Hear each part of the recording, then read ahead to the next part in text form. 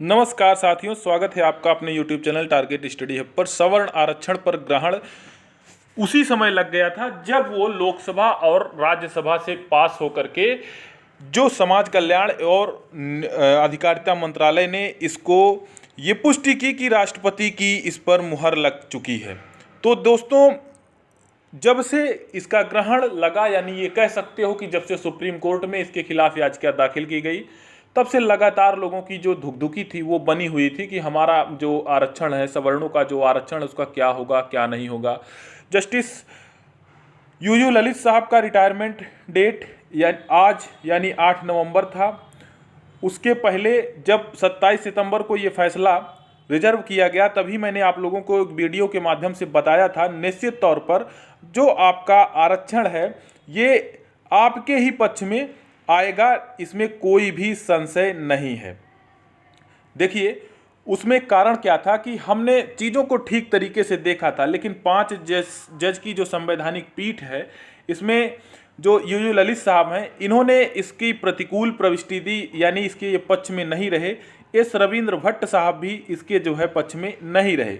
लेकिन जस्टिस पार्डीवाला और बेला एम त्रिवेदी और माहेश्वरी जी थे, दिनेश एम माहेश्वरी, ये तीन के तीनों जजों ने 3-2 के फैसले से अपने फैसले को सुनाया और अपनी अपनी टिप्पणियां दी। इसकी एक बढ़िया वीडियो मैं आप लोगों को बना करके दूंगा, लेकिन इसमें शॉर्ट वीडियो में आप देख सकते हैं पूरा छाया हुआ है, कितना ये अहम है, कितना सही है, किस तरीके से ये फैसला आया। ये बहुत ही महत्वपूर्ण फैसला रहा है। जस्टिस दिनेश एम माहेश्वरी का जो इसमें क्योट है, इसमें बहुत ही महत्वपूर्ण है। Reservation structured singularly on economic criteria does not violate the basic structure of constitution. अब ये एक नया बहस जरूर शुरू होगा, निश्चित तौर पर शुरू होगा, लेकिन ये जो संविधान संशोधन के बाद में देखिए, अब कांग्रेस भी आप लोगों का के इस आरक्षण का श्रेय लेने के लिए जस्टिस सिंघो आयोग का हवाला दे रही है कि मनमोहन सिंह के सरकार के समय में हमने सिंघो आयोग का गठन किया था, जिसके कारण ये आज संभव हो पाया है।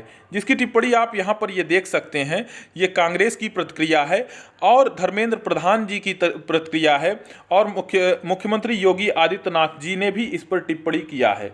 निश्चित तौर पर अब इसमें आप लोगों के उम्र सीमा के छूट की भी बात जो है शुरू ही हो जाएगी।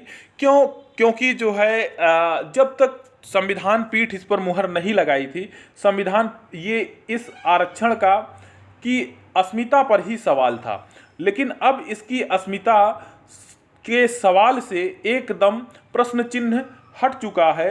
अब ये आपका आरक्षण संविधान की जो अनुच्छेद है 16(6) और 16(7) में जो इसका लाभ मिलता है, 16(6) में और 16(7) में, इसमें अब ये SC ST गैर SC और गैर ST साथ के साथ गैर OBC के अलावा ये भी संवैधानिक आरक्षण हो चुका है, क्योंकि इस पर संविधान पीठ की मुहर लग चुकी है। अब निश्चित तौर पर अब इस आरक्षण पर किसी भी प्रकार का कोई संशय नहीं है। अब निश्चित तौर पर अध्यक्षता जस्टिस यूयू ललित साहब की थी। अब उनका राय भले ही अलग हो रहा हो, लेकिन ऐतिहासिक फैसला कहा जाएगा। संविधान में परिवर्तित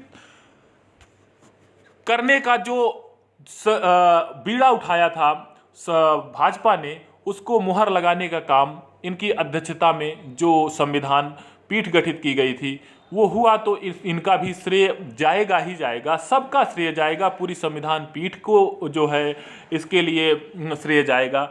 लेकिन बेसिक स्ट्रक्चर जो सबसे बड़ी टिप्पणी जस्टिस न्यायमूर्ति बेला एम त्रिवेदी जी का है, दिनेश माहेश्वरी जी का है और पार्डीवाला जी का है, निश्चित तौर पर बहुत ही अहम करेगा। आने वाले जो समय है उसमें देश की दिशा और दशा दोनों को मजबूत करने वाला फैसला ये जो सुनाए हैं 3-1 से 3 जस्टिस ये बहुत ही बड़ा फैसला है। इन्होंने इन सब चीज़ों को बेलाग लपेट एक और टिप्पणी किया। दिनेश माहेश्वरी जी की टिप्पणी जो थी, इन्होंने कहा कि जब एंग्लो इंडियन का आरक्षण अभी हाल ही में हटा दिया गया है विधानसभा से, वो लोकसभा से, वो भी एक प्रकार का बदलाव है। इस परिपाटी से हमको हटना चाहिए। बहुत ही बढ़िया विश्लेषण वीडियो एक लाऊंगा आप लोगों के लिए, जैसा भी होगा। ये शॉर्ट वीडियो ही रखना मेरे ख्याल से उचित है। बहुत बहुत धन्यवाद।